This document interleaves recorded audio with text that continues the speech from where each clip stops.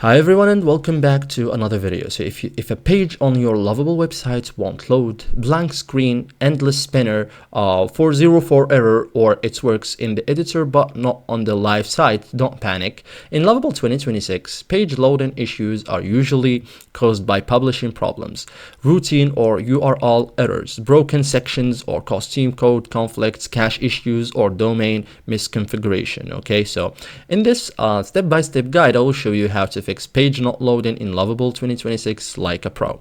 So there are some common page not loading symptoms like blank white page, infinite loading spinner, 404 page not found, page loads in editor not live, only one page broken, or works on desktop not mobile. Okay, so first thing first, refresh and test the page properly.